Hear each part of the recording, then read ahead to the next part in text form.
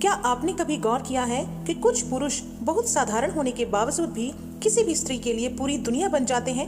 आखिर वो क्या जादू है जो एक औरत को किसी एक शख्स के लिए इतना समर्पित कर देता है कि वो अपना सब कुछ उस पर न्यौछावर करने को तैयार हो जाती है?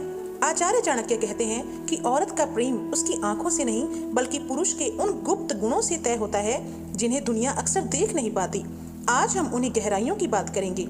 अगर आप एक पुरुष हैं तो आज आपको खुद को परखने का मौका मिलेगा, और अगर आप एक स्त्री हैं तो आप अपनी रूह की आवाज को इन शब्दों में महसूस करेंगी। नमस्कार दोस्तों, आप सभी का एक बार फिर से हमारे चैनल पर हृदय से स्वागत है। आज के इस विशेष भाग में हम आचार्य चाणक्य की उन नीतियों को एक कहानी के जरिए समझेंगे जो सदियों से रिश्तों का आधार रही हैं। चलिए चलते हैं उस समय में जब प्रेम और मर्यादा के पाठ लिखे जा रहे थे। मगध के घने जंगलों के बीच अपनी कुटिया के बाहर बैठे आचार्य चाणक्य एक शांत सरोवर को निहार रहे थे। तभी उनके एक युवा शिष्य ने पास आकर एक बड़ा ही गहरा सवाल किया। आचार्य, एक स्त्री के हृदय में प्रवेश करने का मार्ग क्या है? वह कौन सा पुरुष है जिसके लिए एक औरत का प्रेम कभी कम नहीं होता? आचार्य ने मंद मुस्कान के साथ अपने शिष्य की ओर देखा और बोले, पुत्र, स्त्री का प्रेम एक पवित्र सरिता की तरह है। वह वहीं ठहरती है जहाँ उसे गहराई और मर्यादा मिलती है। सबसे पहली खूबी के बारे में बताते हुए आचार्य चाणक्य कहते हैं कि एक औरत उस पुरुष से सबसे अधिक प्रेम करती है जो पर स्त्री को माता या बहन के समान सम्मान देता है। जो मर्द अपनी दृष्टि में पवित्रता रखता है और जिसका चरित्र अडिग होता है, एक स्त्री उस पर आंख बंद करके भरोसा करती है, क्योंकि उसे पता होता है कि यह पुरुष उसे कभी धोखा नहीं देगा। आगे बढ़ते हुए आचार्य ने दूसरे गुण का जिक्र किया और कहा कि एक स्त्री का सच्चा प्रेम उसी मर्द के लिए जागता है जो रक्षक होने का साहस रखता हो। यहाँ रक्षक का अर्थ केवल शारीरिक बल नहीं बल्कि वह मानसिक दृढ़ता है जिससे एक स्त्री खुद को हर परिस्थिति में सुरक्षित महसूस करे। जब उसे पता होता है कि कोई हाथ है जो उसे गिरने नहीं देगा, तो उसका प्रेम अगाध हो जाता है।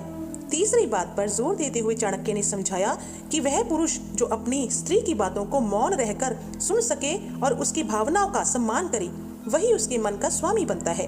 अक्सर पुरुष बोलना जानते हैं, पर जो पुरुष सुनना जानता है वह स्त्री के अनकहे दर्द को भी पढ़ लेता है, और यही जुड़ाव प्रेम को रूहानी बनाता है।